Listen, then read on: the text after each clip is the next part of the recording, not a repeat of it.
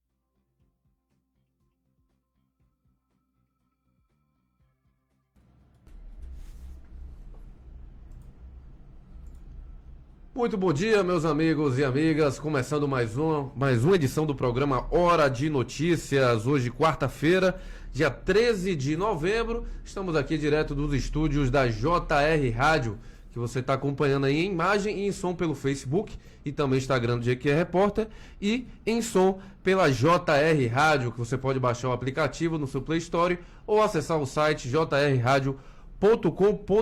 E hoje já começamos com convidados especiais aqui, né, Wilson Novaes? Bom dia. Bom dia para você, Rony, bom dia para todas as pessoas. Eu quero agradecer de antemão essas pessoas que a gente estava demorando um pouquinho de entrar no ar, mas elas já estavam sintonizadas, cobrando aí o nosso programa que vai ao ar todos os dias, nesse horário, das 9 às 10, sempre a partir das 9 da manhã, mas de segunda a sexta. E nós temos hoje aqui o prazer de trazermos mais dois convidados muito especiais que estão aqui na bancada conosco, um amigo de longas datas, diria assim, um grande amigo, né? O irmão do Natan Pires. Eu considero, porque eu sou muito afetivo a meus colegas de infância. O seu irmão foi meu colega, Natan, vejo sempre o Natan, que é o Nilton Barros Pires, ele membro do comitê da bacia hidrográfica do Rio das Contas, que a gente vai falar um pouco. Ele foi secretário, essa bacia que foi criada em 2009, decreto estadual, lei estadual, e a presidente desse órgão, que é a Rita Braga, bióloga, que está aqui com a gente. E a partir de agora a gente vai entender um pouco mais sobre a bacia hidrográfica, qual é essa função dessas bacias criadas em nosso estado, né? Falarmos um pouco sobre isso. E vamos destacar também um livro, está aí no prelo, como a gente diria, né? Precisando ser colocado na impressão, editado e colocado aí para as pessoas fazerem a leitura, que é uma história de Jiquié que poucos conhecem e que até é estranho ainda não ter sido abraçado pelo poder público municipal para o seu acervo, né? Um livro que conta uma história diferente daquela que é a história que nós conhecemos, ou servindo até como um adendo a essa história, né? Que é falar um pouco dessa região formada aí a partir da Barragem da Pedra. Rita, bom dia para você. Bom dia, Wilson. Bom dia, Rony. É um prazer, uma satisfação estarmos aqui na Hora de Notícias, falando de água, falando de recursos hídricos. Então, para situar, Wilson, eu gosto sempre de falar a questão do que é o Comitê de Bacia. O que é um comitê? Nós temos no Brasil a lei chamada Lei das Águas, que é a Política Nacional de Recursos Hídricos. É uma lei que fez 20 anos agora, em 2007, e a lei traz vários instrumentos. Dentre os instrumentos, ela traz a criação dos comitês de bacia hidrográfica. E a lei traz também que a bacia hidrográfica deva ser a unidade de planejamento para o território. E é basicamente isso que é uma bacia hidrográfica. Então, o comitê é um colegiado, como se fosse um conselho de meio ambiente, um conselho de saúde, mais voltado para a questão de recursos hídricos. E o comitê também é garantido por lei, ou seja, a ONU define o comitê, a Organização das Nações Unidas, como o parlamento das águas, porque é no comitê e é na bacia onde as coisas acontecem.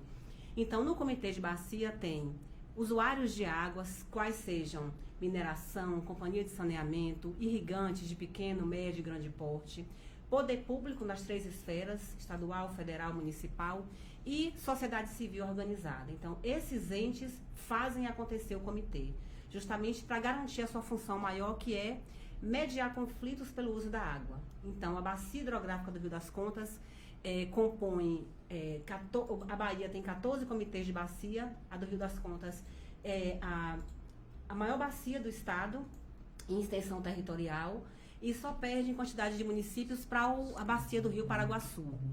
Então, é uma bacia extremamente importante e estratégica para a Bahia. O Rio das Contas nasce, Wilson, lá em Piatã, onde tivemos a oportunidade de estarmos agora, né, Newton, numa plenária do comitê. Piatã, um dos pontos mais altos do Nordeste, onde nasce também o Rio Paraguaçu e o Rio Paramirim Santo Onofre. Ô Rita, lhe interrompendo, ele realmente deságua em Itacaré, como é dito, é realmente onde ele encontra o mar? Onde encontra o mar. Então, da sua nascente até a foz, praticamente mais de 600 quilômetros até chegar lá em Itacaré, que tem outras particularidades. A gente tem desde a nascente até a foz vários usos da água. A gente tem mineração, indústria, irrigação, agricultura, saneamento ao longo da bacia inteira, até chegar em Itacaré, que a gente tem um problema. Hoje, infelizmente, já chegou óleo em Itacaré, né? Então, assim, já foram mais de 2 toneladas de pelotas de óleo desse petróleo que a gente não sabe a origem, está lá em Itacaré, e é onde é a foz do rio. A gente sabe que tem os estuários, tem os manguezais, que são berçários. Então, assim, eu falo que a bacia do Rio das Contas é como se fosse um estado. Ser presidente do comitê da bacia é como se fosse a governadora de um estado, só que sem recurso. Sem recurso para você gerir essa bacia, sem recurso para você gerir a revitalização da bacia e as demandas que surgem com a ocupação urbana, né, e industrial também. Porque são 72 municípios. Tem mais estados do que o Sergipe, mesma quantidade de estados do que o Espírito Santo. Então, é extremamente complexo, mas também é gratificante fazer parte, né, da gestão de recursos hídricos no nosso país, no nosso estado. Ô Rita, sempre, daqui a pouco vou conversar com o Nilton, mas sempre quando a gente fala no Rio das Contas, eu falo até na rádio, porque na rádio é uma intermediação assim, do ouvinte com a gente, uma interação muito mais rápida na Rádio Povo, onde eu estou trabalhando. Sim. Que fala no Rio. Muitas pessoas fazem assim uma visualização desse trecho urbano de Jiqué, que eu e o Nilton, eu vou citar aqui o Nilton porque é o testemunho ocular que está ao meu lado, nós convivemos com o Rio das Contas. Nós fomos beiradeiros do Rio das Contas. Nós jogamos bola, nós tomamos banho, nós bebemos a água do rio. Me lembro bem, Nilton, quando a gente ia jogar bola, que você cavava um buraco mais profundo na areia, porque a gente entendia aquela água ali do buraco mais profundo, a cacimba, né? Que permitia a gente beber água, né? Em mãos ali do famoso Jereré, que era o bar onde também o Nilton jogava. Então hoje, quando meus filhos, por exemplo, já o mais velho tem em torno de 40 anos, não conheceu o Rio das Contas. E para vocês que administram isso, né? Esse rio, essa passagem aqui urbana, porque pela importância que é para a Jiqué, nada, não tem recursos, não tem onde buscar, dar um olhar melhor para esse rio, não, Rita? Então, assim, aquilo que eu falei no começo. Então, o Rio das Contas, desde a sua nascente até a foz, passa por sérios problemas. E os municípios, o trecho do rio, o rio é dividido em alto, médio e baixo contas. Fazemos parte do médio Rio das Contas, que também é o território médio Rio das Contas. Então, eu diria que é onde a maior quantidade de problemas acontecem, que é justamente é um rio urbano, passa por cidades que tem lançamento de esgoto in natura, infelizmente ainda é uma realidade na nossa Bahia, no nosso Brasil, na nossa bacia. Não temos recursos, então os recursos teriam que vir de vários entes, de vários fundos. A gente tem uma luz agora, Wilson. A gente tem, né, Newton?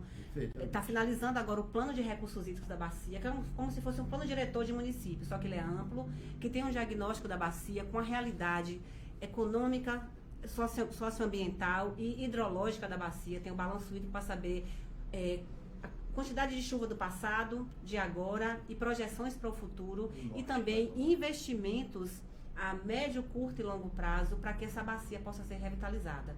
E um dos grandes gargalos que a gente enfrenta na bacia hoje, além da recuperação de mata ciliar, é o esgotamento sanitário. A gente ainda vive, infelizmente, uma realidade. Eu sempre costumo dizer, Wilson, não é eu que digo, é a lei que diz. As causas ambientais, elas são apartidárias. Então, assim, minha política é a política de recursos hídricos e meio ambiente. Mas, infelizmente, a gente não conseguiu encontrar gestores públicos nas 3 esferas que são sensíveis às questões ambientais e do saneamento. Quem diz isso não é Rita, presidente do comitê, bióloga que sou, Newton Barros, ou vocês que são formadores de opinião. Quem diz isso é a Organização Mundial de Saúde. A cada $1 que se investe em saneamento, você deixa de investir $3 em saúde. Então, isso é uma conta que é fácil de se fazer e a gente vê o resultado na população. Então, assim, Rita, Wilson, Rony, Nilton, a gente tem acesso à água tratada, é o saneamento básico. Mas quantas pessoas não têm esse acesso? E que morrem pessoas, infelizmente, crianças e idosos, por não terem saneamento básico. Então, falar de recursos hídricos, falar da bacia hidrográfica do Rio das Contas e das diversas bacias do nosso Brasil, nossa Bahia, é falar em saneamento básico. Então, se a gente conseguir investir em saneamento básico na bacia, já está de bom tamanho. E a gente sabe que no Brasil, mais de 60% dos nossos esgotos in natura são jogados nos mananciais. Então, isso é muito triste, é uma realidade muito triste. E aproveitando nesse momento, que é um momento político, eu sempre gosto de falar isso. A gente precisa saber dos políticos, dos candidatos a prefeito, vereadores e todos os entes, qual é a pauta deles para a questão dos recursos hídricos. Qual é a agenda da água na agenda política deles? Em que espaço a água ocupa? Porque isso é super importante. Nós que somos formadores de opinião, procurar saber, e a população também. Obras de saneamento básico. Pois é. Rita, a gente vai voltar a falar com você, né? Tem vários questionamentos. Vários questionamentos. Há poucos dias nós entrevistamos aqui, nessa mesma bancada aí onde vocês estão, a Cristina Serra, uma jornalista, aposentou-se na TV Globo, foi correspondente internacional da Globo, e a gente falava sobre, porque ela fez um trabalho maravilhoso no livro sobre São Marco, aquela Mariana, Sim. depois do acidente. Uhum. Depois dele veio de Brumadinho. Sim. E hoje o minério, porque representa recurso, inclusive com a vinda, que a gente torce para que venha, dessa FIOL, cortando aqui a região, o minério vai ganhar grande corpo aqui na região. Quero saber até quando isso influencia nessa bacia, até quanto isso traz risco à nossa região, porque muita gente fala muita coisa, mas eu gostaria de ouvir de vocês. Mas, Nilton, bom dia para você.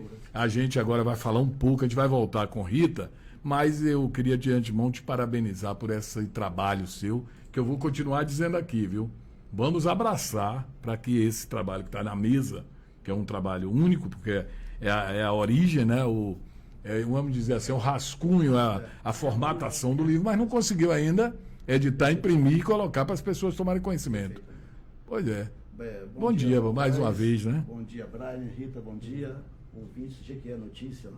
É isso, a hora de notícias. O maior incentivador e motivador para a escrita desse relato foi o meu irmão Natan Pires, que você fez referência no início do programa. Ele se referia sobre a necessidade de resgatar parte da história daquelas comunidades atingidas pelo Lago da Pedra. Acabei sendo convencido, insistente ideia dele, e paulatinamente comecei a rabiscar as minhas lembranças que levou rumo e que ponto chegaria. Percebi que precisava preencher lembranças de outros que viveram aquele período. Portanto, fizeram parte da história e precisei também socorrer dessas pesquisas, entrevistas, registros fotográficos, a internet e daquelas pessoas que viveram aquela época. Eu também, para que seja confirmado a consolidação do nosso trabalho, este livro conta a história da construção da barragem da Pedra. Ela foi planejada e concluída entre 1950 e 1968, pelo governo federal. Foi planejada e fiscalizada pelo DENOX, né? Departamento que inclusive Nacional de construiu Obras... aquela grande sede ali, em frente ao Corpo de Bombeiro, onde tem um prédio branco ali. Sim. Ali era a sede do DENOX, por conta da Barragem da Pedra, a construção da Barragem da Pedra. Este texto também completa as informações sobre o descaso oficiais das populações ribeirinhas, bem como a descrição dos impactos ambientais e também os impactos sociais. A fauna, a flora não teve o amparo legal, não foi planejada uma unidade de conservação, bem como um banco de semente para criar uma reserva ecológica, eu diria, onde seria amparada a vegetação nativa. Esses descasos que foi foi adotado pela governo federal, estadual e municipal, não foi levado em consideração.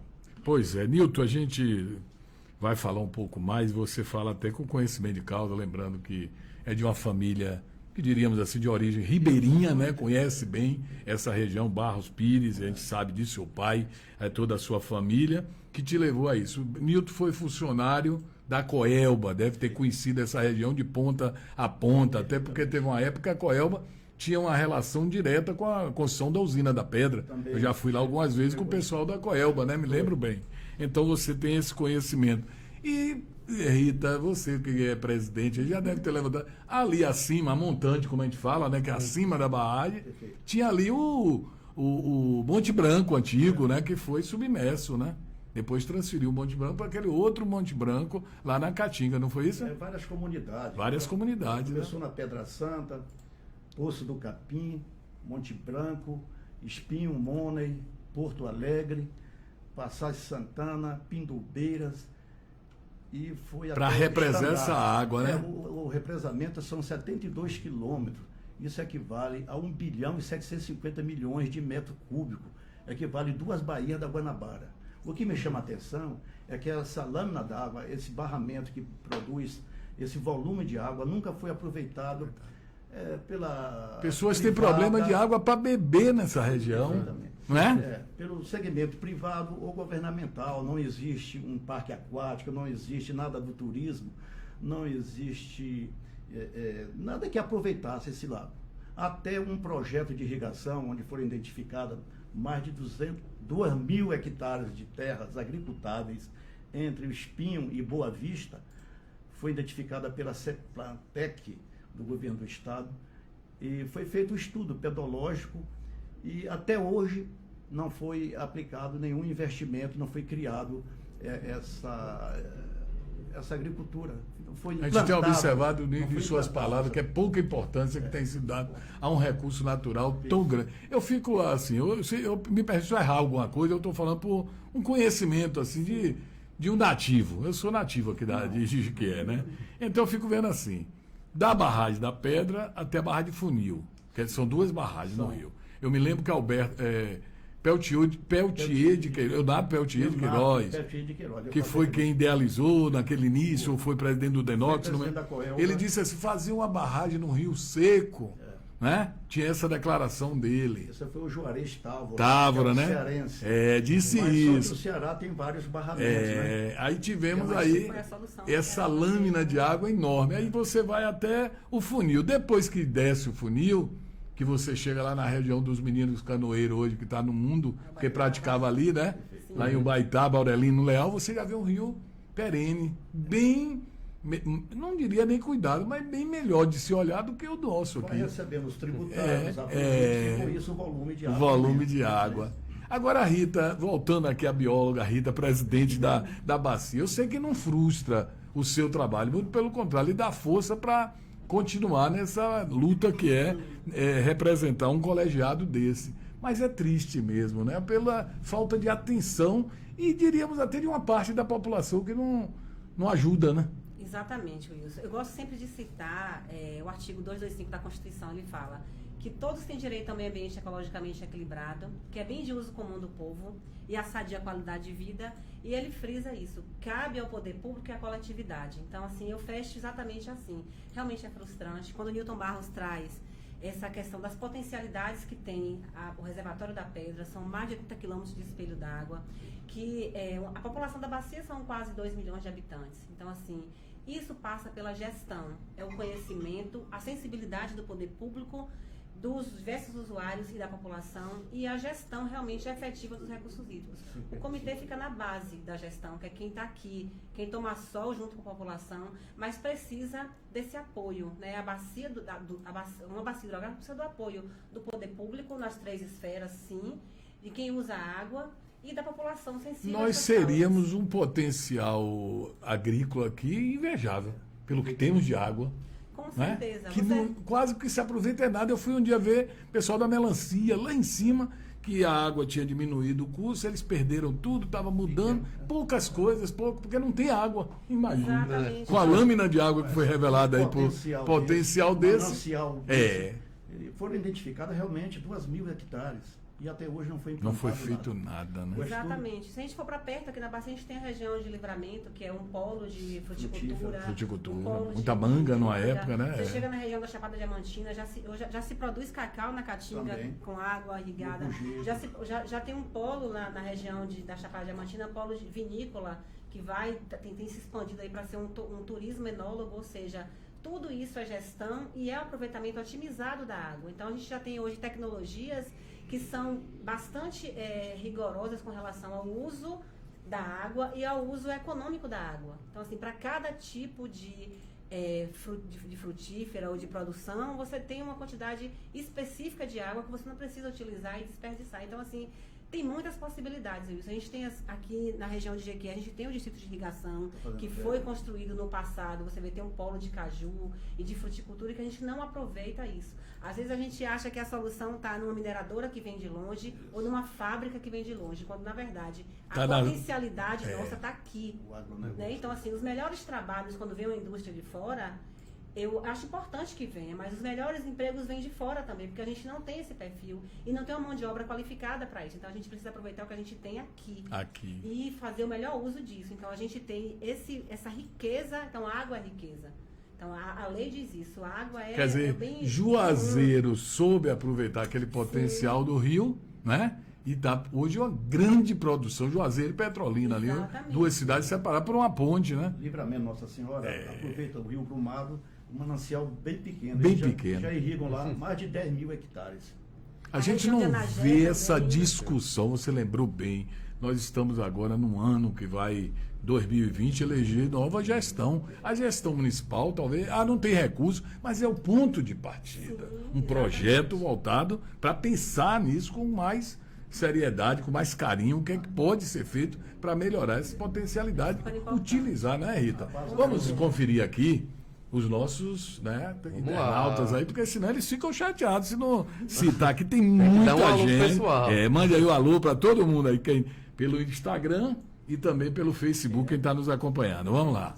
Vamos lá. Breno Ribeiro Silva está aqui, Murilo Ribeiro, Lenilson Souza, Pedro Cardoso. Aí o Breno, no início da entrevista, né, ele já tinha mandado um comentário aqui, ó.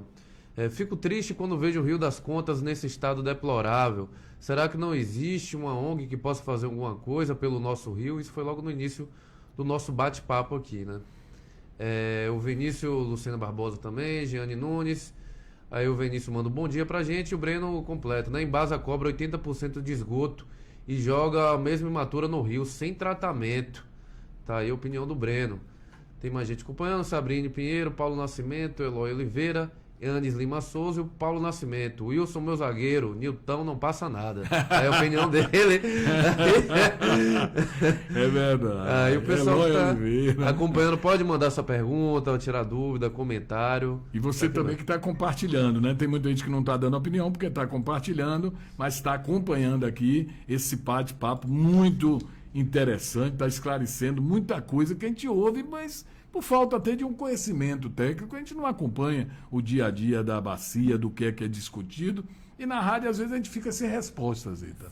As pessoas ligam, a gente fica sem resposta. O que é que eu vou explicar sobre isso? Eu apenas vejo, mas não sei o que está acontecendo. Então é muito importante esse papo que a gente aqui está trazendo com vocês, Nilton, com o livro, um livro para que as pessoas conheçam melhor. Os gastos históricos, né? Isso, e o livro está precisando ser publicado, viu? Vou continuar batendo nessa tecla. É verdade. Isso é uma riqueza, né? É uma riqueza, claro. É uma memória histórica Já da nossa 6 região. anos escrito. 6 anos, né? Precisa sair. 2 anos que eu participei do edital. Sair da edição única, filho único. Se eu for ler, eu vou ter que falar, Nilton, me empreste que eu lhe devolvo. E tem aquela máxima que livro não se empresta, né? Mas precisa ser editado, sim, publicado, né, para que muita gente tome conhecimento disso. A causa é justíssima, né? Levantar essa história que não é de conhecimento eu falo de dos todos. esquecidos, né? Aquelas pessoas que foram removidas das suas casas, dos seus habitats, sem nenhum amparo social. Eu chamo a atenção a isso. São pessoas que eu digo que não têm nome de ruas, mas São gente que vivia da agricultura, dos seus criatórios de cabra, ovinos e bovinos, das suas plantações. Tem também o extrativismo, aqueles que trabalhavam com a colheita do pó de palha, da casca do angico, falo do látex, da maniçoba. Então é aterradora uma remoção, por mais simples que seja, principalmente aquelas pessoas de pequenas comunidades, onde todo mundo se conhece. É verdade. E aquilo foi invadido pelas águas, quando o preenchimento do lago, sem ter a devida proteção. Só foram comunicados. Nada. Olha, vocês tal dia tem que sair. As indenizações irrisórias, mas sem nenhum preparo social. Isso aqui me chama a atenção, viu, Nova? Sim. Sem nenhum preparo social. É isso que o Newton traz, Wilson. Eu sempre gosto de falar, assim, a gente tem leis para tudo em nosso país. Então a gente se orgulha em dizer que a gente tem, por exemplo, o Sistema Único de Saúde é uma legislação fantástica, que é copiada por outros países, o próprio Estatuto da Criança e do Adolescente e as leis ambientais. Só que a gente tem um déficit. A nossa política de meio ambiente nacional é de 81. É a 6938 de 81. Certo. Ela institui o instrumento chamado licenciamento ambiental. A barragem foi construída lá na década de 50. Então, imagine, a gente tem menos de 40 anos que o licenciamento ambiental é obrigatório no nosso país. Ele só foi fazer valer em 86, com a resolução do Conselho de Meio Ambiente, a primeira resolução. E a gente tem a Constituição, que é de 88, que traz um capítulo para falar da questão ambiental. E o curioso dizer é que, justamente por conta desses grandes empreendimentos no norte do país, principalmente, o Banco Mundial e o FMI falou, não, a gente empresta dinheiro para o Brasil crescer, para o Brasil incrementar a sua questão, porque as grandes barragens que foram construídas no passado não era para garantir água, era para garantir o processo produtivo, para garantir energia e para fazer com que a indústria funcionasse. É uma realidade. Só que eles falaram, a gente empresta dinheiro para o Brasil, mas o Brasil precisa ter uma lei ambiental. Então, a nossa política de meio ambiente foi uma motivação internacional para ela ser construída. A gente falou, vou aproveitar esse gancho, que a gente vai lembrando e vai... Nós temos, por exemplo, falamos da Embasa, que polui, né, que cobra o esgoto, que cobra a coisa. Nós temos a Chesf. A Chesf utiliza a nossa água, produz porque ela tem uma usina, que não é grande porte, mas tem, interligada a um sistema. Eu não vejo nenhuma contribuição quase à cidade, não participa de nada, né? A sede é lá em Pernambuco. Ela vende a energia que ela gera, no geral, para a Coelba, que nos vende também. Quer dizer, tem todo um sistema, né? Terrível. Você tem esses dados? Essa contribuição aqui da usina da Pedra, Nilton? A turbina da Chesf em funil são 30 megawatts. Sim. Aqui na barragem de Pedra, 10 megawatts. É uma quantidade pequena. Para um bairro. Não dá para suprir Jequié. Sim. Mas entra no sistema. Ela participa, principalmente no horário de ponta. Ela entra em funcionamento. E energia complementar que está gerando agora. Sim. Mas o que me chama a atenção é que elas também participam para os municípios com os royalties. Aquilo que é cobrado também é repassado para o poder público. Na verdade, assim, Wilson, eu sempre falo. Então, assim, a Chesf faz parte do comitê. Então, a gente tem engenheiro, tem cadeira, tem conta de ser usuário. Sempre atuante com sentido a prestar esclarecimentos para o comitê, mas eu ainda acho também que esses grandes empreendimentos precisam fazer mais pela bacia. As mineradoras precisam fazer mais, porque quando chega um empreendimento no município, eu sempre digo, a lei fala que a bacia é a unidade que planeja um território. Então, assim, eu entendo que Maracás tem uma mineradora e Piauí e Itajibá tem uma mineradora. Claro que eles recebem... Por pouco a gente ia ter alguma coisa aqui do ferro, mas não deu certo. Que é o CEFEM, que é a compensação financeira por uso de mineração. São 3 mineradoras. De recursos minerais. Vai para o município. Mas eu entendo também que precisa fazer um reparo na bacia. Porque a bacia é que planeja o território. E a Chesf, particularmente, não só a Chesf, a gente tem na própria política de recursos hídricos, tem lá a CEFU, que é a compensação financeira por uso de energia elétrica. Então, cada município, se você chegar lá, eu posso passar para você quantos Jequié recebe de compensação financeira por ter uma unidade que gera energia, Jequié, Ubaitaba. Só que a lei também não diz em que esse recurso pode ser gasto. Então, o município pode gastar com o que ele quiser. Vem na fonte 00. Vem na fonte, exatamente. Mas vem esse recurso, como o Nilton falou, como se fosse um royalties, mas é uma compensação financeira. Por estar utilizando o espaço do município, porque solo... Não deve ser grande coisa. Não deve ser muita coisa. Eu não lembro os valores. não chega a ser 100 mil reais, não sei. Ô, Rita, Mas assim, é um recurso pequeno que se utilizar também para alguma ação da bacia, eu acho que isso traz... Né, você falava que a bacia ela foi criada em 2009. 2008. 2008. Nós não tínhamos, por exemplo, o vanádio. Tinha a ideia do vanádio já sendo lançado, mas para produzir mesmo, agora recente. O níquel também não tinha. Não tínhamos também a de Piauí, que também... Vocês têm um levantamento disso, um acompanhamento? Tem algum risco? Porque um dia desse, vou soltar aqui, às vezes a gente solta sem comprovação, é brabo. Me disseram o seguinte, uma pessoa me chamou a atenção, Wilson, tem ocorrido casos na região de Monte Branco e Porto Alegre de pessoas com problema de garganta e boca, câncer de boca. Entendem essas pessoas que me falaram isso, que tem uma relação com os rejeitos, o que sai ali do vanádio e coloca no rio, porque essa pessoa bebe essa água. Não era bom fazer um levantamento e tal e tal. Eu fiquei preocupado. Mas agora a língua é grande, eu estou aqui falando para todo mundo que estiver assistindo mesmo. Não sei se tem nenhuma comprovação disso. Então, mas é preciso cuidado, né? Isso é importante falar, porque assim, são especulações. A gente sempre... É o novo pra gente. É o novo vanádio, a gente não sabe nem o que é vanádio, o que é níquel, para que é utilizado. Não tenho esse conhecimento a fundo também, mas assim, a vanádio faz parte do comitê da bacia. Quando aconteceu o último desastre, o último crime ambiental lá em Brumadinho, o comitê foi a primeira plenária do ano, foi em Piauí. A gente teve o cuidado de convidar as 3 mineradoras. Tem a INB lá em Caetité, que produz urânio. Sim. Tem a vanádio em Maracás e tem níquel em Piauí da Gibá. E a magnesita que não participa do comitê, mas está na bacia. Mas assim, eles estiveram lá em Piauí, tiveram cuidado de explicar como é que funciona, abriram as portas das mineradoras para que a gente pudesse conhecer, para entender como é a barragem de rejeito deles. Se a gente for comparar, a mineração em Minas Gerais é uma mineração do passado. Então, assim, Minas é uma bomba relógio realmente. Aquilo que eu disse, a gente tem o licenciamento ambiental de 86 para cá. Antes disso, tudo era possível, tudo era permitido. Então, assim, construir mais rápido, com menos recurso, para ganhar mais. Então, assim, hoje a gente tem esse passivo lá em Minas. Assim, com essa relação direta, vanádio com câncer, eu não tenho esse conhecimento. Não tenho essa informação. Mas eu acho importante também que seja algo para a gente fomentar aqui no A Hora de Notícias. Em algum momento, se você quiser, a gente pode trazer as pessoas lá, tem a equipe de segurança, a equipe de médicos, que podem vir. Acho que é importante esclarecer. Que fica para fazer essa notícia, olha, não existe, está comprovado, ótimo.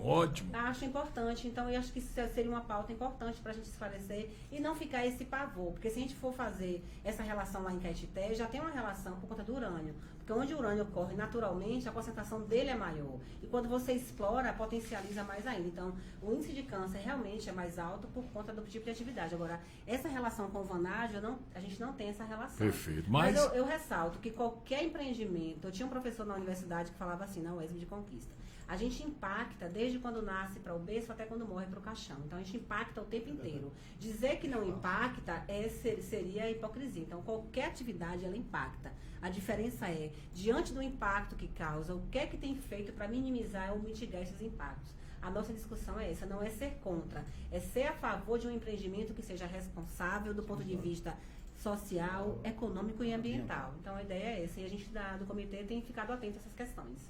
Pois é, a gente trouxe esse assunto porque nós somos de uma geração que convivemos com o amianto.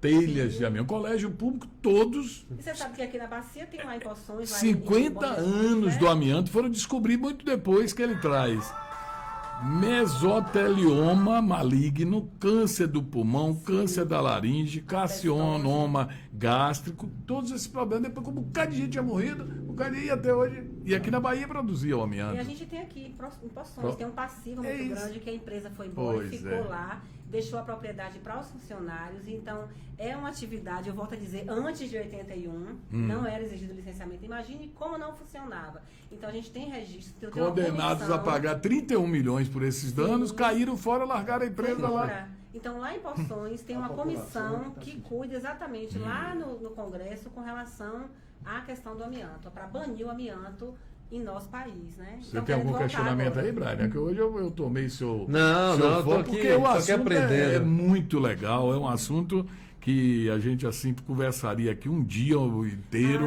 Não é porque ele é muito vasto, a gente está falando de uma riqueza que a natureza nos permite dar, né? Que Deus, vamos colocar assim, que a gente infelizmente não tem. E tem muito uma coisa que se fala aqui nessa área nossa aqui, Nilton, que o jiqueense deu as costas para o rio. Quando começou a construir os sanitários das casas, tudo com fundo para o rio. Se a frente das casas fosse para o rio, a frente é onde você mais cuida da casa. Você não faria o que fez. Ia fazer... E naquele tempo o sanitário não tinha a atenção que tem hoje, né? Que a parte mais importante de uma casa é o sanitário. Mas antes não, jogava no fundo e o esgoto, o dejeto que o rio cuidasse, lá desse seu destino, né? Eu sempre faço essa comparação. Quando a gente vai você vai para viajar, se você for reservar um hotel na cidade litorânea, os quartos que ficam em frente para o mar são mais caros. E os apartamentos de frente para o mar são mais caros. São mais caros, à vista, né? A gente vira as costas. Vira as costas. E é muito lindo quando você passa na ponte do Mandacaru, que vê ali o sol indo, é um cenário muito bonito. E a gente não vê, as pessoas que dão as costas para o rio não se permitem ver isso. Não tem nenhuma política de urbanização, não, Novaes? É verdade. Vamos aqui mandar uns abraços a Cíntia Kelly Gleichmann, daqui da região, mas está na Alemanha. Ela está aqui dizendo o quê, rapaz? Ritinha, amor, saudade de você, dos meninos. Cíntia, minha vizinha, ela está colocando, tá lá nos assistindo, num frio, que diferença nossa. Ela diz, Rita Braga, saudades de tu. Está aqui assistindo. Nayana Moura, está aí nos assistindo. Né? Sempre tá. Mauro o quê, rapaz? Mauro. Nice Frois, todo esse pessoal aí que está nos acompanhando. Eliabe Luana Fontes, Nayara Cristina. Né? Que legal, deixa eu ver mais aqui. Nayana Mauro está mandando bom dia para vocês aí, turma. Deixa eu ver mais quem é aqui. Edson Miranda. É o Zé Penca? Tem que dizer, esse codinome não pode. Grande figura.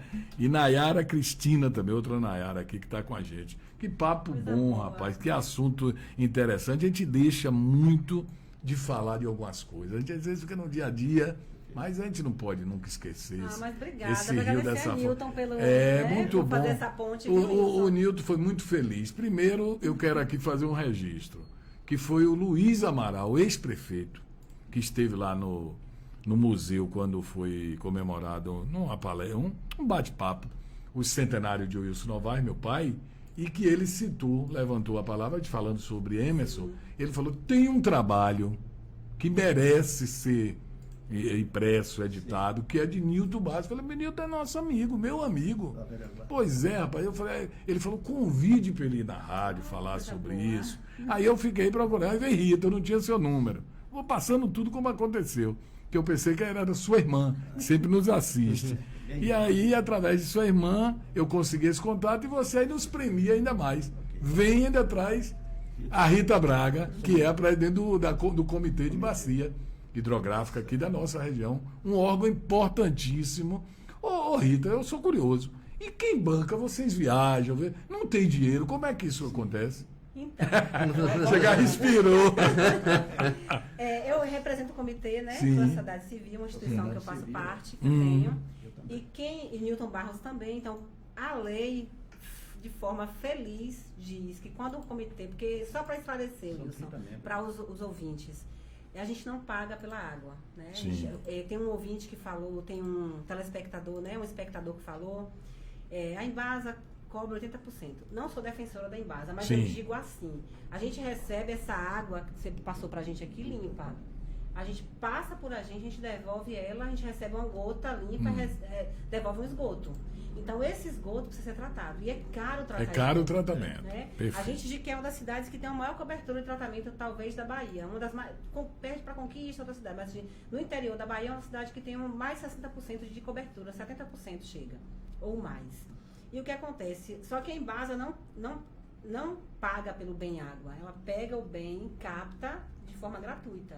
A mineração, a irrigação. A lei diz que um dos instrumentos é a cobrança pelo uso dos recursos hídricos. A Bahia publicou uma resolução, um minuto de resolução de cobrança, e a gente está caminhando para cobrar água no estado. Como São Francisco paga, a Codevasf para captar, os grandes usuários pagam um percentual, tem um cálculo que faz, para que todo esse recurso seja revertido em prol da bacia.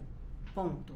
como a gente não tem cobrança, a lei diz que quem é a Secretaria Executiva do Comitê, quem tem a obrigação de custear a sociedade civil, as comunidades tradicionais como quilombolas, indígenas, ONGs, é o INEMA, Poder Público Municipal, o Poder Público Estadual. Então, o INEMA custeia a nossa ida, nossa diária para se deslocar, ou passagem, transporte, alimentação, a gente não paga nada. Mas os outros entes, por exemplo, prefeituras que fazem parte, quem tem que custear é o seu ente. Irrigantes. Empresa, indústria. Indústria, poder público, quem custeia é o ente que ele está ligado, né? Mas a sociedade civil organizada é o Estado que banca o mínimo também, que é deslocamento, hospedagem, mas também a gente não paga. Mas não seria diferente. Não seria diferente, porque é um serviço que você presta, né? Então, a Cíntia está tirando onda, viu? A Cíntia quer está dizendo aqui 3 graus. Banho. Deus me livre. Diz que tem dias que não sabe o que é tomar banho. Porque com frio dele, 3 graus. 3 por dia. E olha, agora um detalhe, que eu um dia desse assisti uma matéria, inclusive com biólogos e outros especialistas. Nós cometemos um erro terrível, que a água tratada a gente usa para tudo. Sim. Tem cidade que você reaproveita, países, a água de chuva e tal, tem um reaproveitamento, isso acontece, para você usar no vaso sanitário. Como é que você pega a água tratada, que custa tão caro para tratar, e dá descarga, molha o jardim, não é isso? Exatamente. Lava a calçada, lava o carro com água tratada. Essa água não era para isso. Não. Algumas pessoas já começaram a entender isso, né?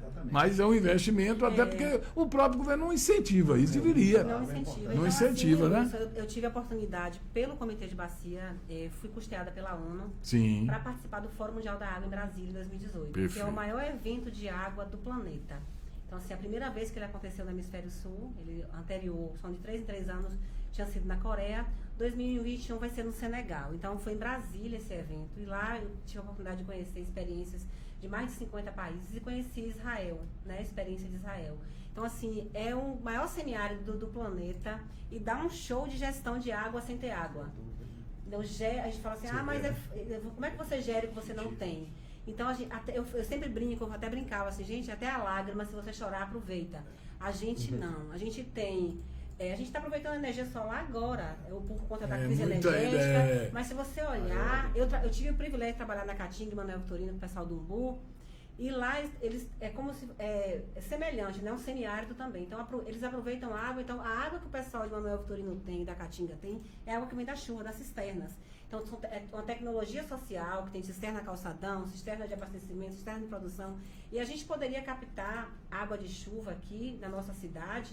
É porque chove pouco? Não, chove o suficiente. Então não é que chove pouco, chove o necessário. A gente deveria aproveitar disso, porque é uma região semiárida. A gente não vai fazer mágica para chover mais, porque não tem como. A mata é diferente, mas a gente não consegue gerir e aproveitar. Então, se a gente aproveitasse água de chuva aqui, principalmente em prédios públicos, quando eu chego naquele mercadão, eu fico agoniada, fico doente, porque é um olhar já viciado da área ambiental, de bióloga. Aí eu fico perguntando ao pessoal eu adoro ir na feira.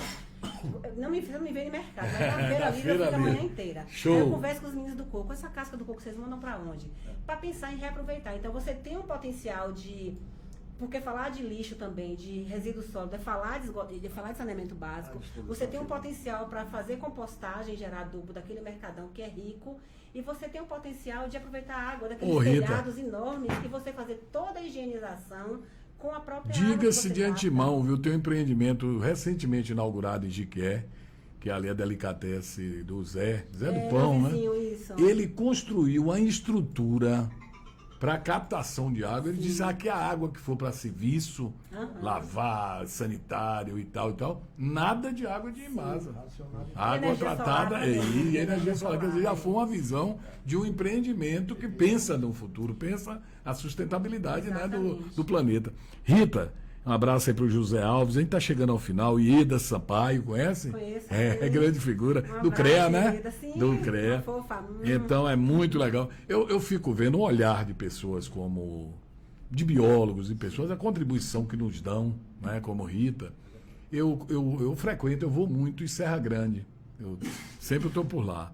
E lá tem uma bióloga que recentemente, acho que veio até de São Paulo, e construiu um restaurante. Lá resolveu viver a vida do mar, tranquila. Então, restaurante. Quando ela chegou, o ambiente dela, Rita, é completamente diferente dos demais. não tem quem sente na Chama área. atenção, né? Ela não aluga a praia, não, mas na área da praia, próximo ao empreendimento dela, que é um restaurante e uma pousada pequena, ninguém joga lixo. Ela vai logo com o saquinho e ó, coloca, devolva, tem um lugar de colocar. É uma visão. Se todos os outros vizinhos não têm o mesmo cuidado. É verdade. Infelizmente. Mas ela passa isso, aí eu falo, ó, o cuidado. Né? Ela é Olha, bióloga, é sua colega, viu? Eu falo demais, desculpa. Sim, Então, assim, mas estamos chegando ao tem final. um senhor lá na feira chamado Seu José, Sim. ele vende água de coco. Água de coco. E me incomoda. Então, assim, eu sempre ando, sempre que posso, eu ando com meu copo, minha caneca. E Seu José, eu tomo coco na feira lá com ele, eu falo, Seu José, não me conformo. Então, Seu José junta pra mim toda quinzena, canudo. Lá em casa tem um mundo de canudos. Aquele plástico, né? Exatamente. Aí quando eu estou pegando o canudo com ele, as pessoas falam por quê? Pô, Eu vai começo usar. a falar o porquê, né? A degradação, então, gente, né? isso aqui, o animal não enxerga como a gente. Então, assim, mas alguém me criticou, falou assim, mas isso aqui está longe do mar, não chega. Eu falei, gente, mas a gente tem que fazer a nossa parte, porque chega, tudo está conectado. É tanto que estão mudando agora de plástico para um papel, né? Que é até comestível, isso, ou alguns. então né? biodegradável, de alumínio, mas assim, eu optei por não usar canudo mesmo, de forma nenhuma, porque eu limpo ali, ou então levo meu copo e coloco. Mas assim, é questão simples, mas é mudança de hábito. Se a gente não conseguir mudar um hábito tão simples, Wilson, a gente não vai conseguir mudar um hábito maior, certeza. que é reaproveitar a água da máquina de lavar. Quando eu reaproveitei, meu filho, minha mãe, a senhora não tem o que fazer. Né? Tá certo. Tem muito que fazer. Por isso. Para não jogar Pois água é. no Quintal. Normélia Mendes, Omar Dias, você lembra de Napoleão aqui em Jiqué, que tinha filho, um bocado? O filho dele, Omar, um dos caçulas, está lá em Salvador nos acompanhando, jiquéense, gosta das coisas de Jiqué. Gente, o papo era para demorar mais. Mas vai ter novas oportunidades. É assim, ele que pauta, o jornalista Rony aqui que pauta, ele diz, ó, quando o papo é bom, a gente chama outra vez. E vocês, com certeza, a gente vai convidar novamente. Nilton, em rápidas palavras, esse livro aí tem que chegar para todo mundo ver, conhecer esse trabalho que você fez. Não pode ficar no filho único, não. Como eu falei... Dá a capa aí para a gente mostrar aqui na câmera. O nome do livro, né? Na capa tem o primeiro barramento que foi construído... Deixa eu ver onde é que eu mostro aí, meu caro Brian. Mostra ali na frente que a gente dá um zoom aqui. Dá um zoom na No capa, século né? XIX ainda. O barramento em Areião, feito ainda pelos escravos.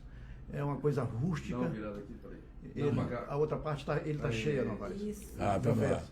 Ele vai dar um. Então, nós close aí. participamos do edital, vai fazer 2 anos, promovido pela Prefeitura de Jequié. Ficou certo que seria feito o lançamento agora no dia 25, quando o Jequié completou 122 anos. E você? E preparamos, veio até uns parentes meus pensando que isso realmente seria lançado. Você é de 25 de outubro. Eu, Pelé, seu pai e Rui Barbosa. Só Eu tem não gente. posso esquecer isso, rapaz. É tão jiquéense assim. 25 de outubro, aniversário de Jiqué, Então, aniversário nós de estamos Nilton. aguardando aí que a Prefeitura se pronuncie. Tem 2 anos vai fazer, que nós participamos do edital, fomos selecionados e não recebemos ainda oficialmente. Meu caro Alisson, secretário de Cultura, você tem feito um bom trabalho, cara. Tem crítica, muita gente, por causa de tal, tal. Não dá para todo mundo. Mas com aquele olhar seu, diferenciado, observe aí esse livro, veja o que pode fazer, dá um jeito, tudo tem jeito.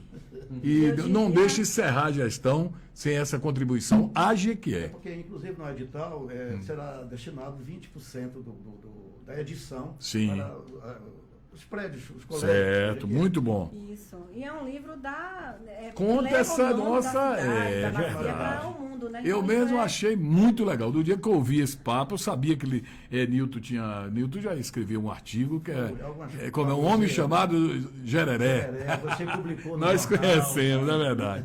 Pois é, gente, a gente está chegando ao final, Antônio Almeida, deixa eu ver, mas Normélia a gente já falou, muita gente que nos acessou, a gente não vai falar todo mundo aqui, porque é muita gente, mas a gente quer agradecer a vocês, principalmente nossos convidados, aos nossos ouvintes, que são grandes incentivadores. Lembrando que essa reportagem aqui, o vídeo, vai estar no YouTube, que você vê a hora que você quiser. Depois que assistir, chega em casa, a Rita diz, agora eu quero ver como é que eu fui lá. Aí ela vai assistir no YouTube, vai ficar rodando aí no Jiqué Repórter. Então é muito legal. E a gente, mais uma vez, agradecendo a vocês. Rita, prazerzão estar aqui com você, viu? E com Nilton Pires também. Obrigada, Rony, né? A hora de notícias. Vou virar agora... Vou assistir sempre, A gente tá? vai e compartilha lá no seu Pronto, Facebook, vou fazer você isso. dê uma observada. Muito obrigada. A ideia aqui é trazer a diferenciação, muitas vezes das emissoras convencionais, Sim. que não têm um espaço, não tratam com tanta delicadeza e necessidade desses temas. aqueles temas que às vezes ficam, né? O tempo não É permite isso, e tal. A isso. gente aqui está fazendo isso. Eu acho importante, desculpa, eu gosto de falar demais.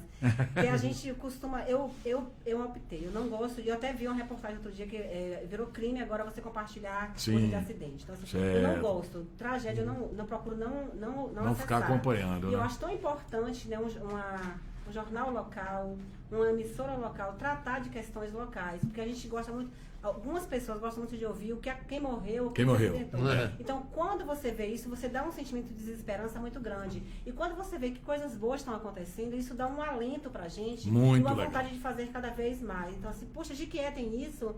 Né, tem um livro que vai ser lançado. O que é uma bacia? Tem gente que não sabe nem o que é uma Não bacia. sabe o que é, bacia sabe uma aquela bacia. de casa, né? Né? Então, assim, que isso realmente possa ser recorrente, que essa sensibilidade de tratar de questões que dizem respeito a gente, né? A nossa vida e ao futuro. E ao Pois é, presente. e se você der uma observada, assim, curiosidade depois, porque todas as matérias estão arquivadas no Sim. YouTube, né? Você vai ver quanto tema interessante nós já trouxemos aqui, Que ótimo. até que Todo lá. passa assim despercebidos. Eu não levo às vezes na rádio, porque não tem tempo de rádio é mais curto, então mas aqui a gente tem 1 hora aí para conversar, muito legal, porque o Instagram também, quando dá 1 hora, nos corta, o Facebook, tudo é tempo. Mas, Nilton, para você é um prazer, né, rever esse grande amigo de muitos anos. Prazer é nosso, quero agradecer ao Rony, a você, por essa oportunidade de divulgar o nosso trabalho e falando também sobre a bacia hidrográfica. Muito do legal. Contas.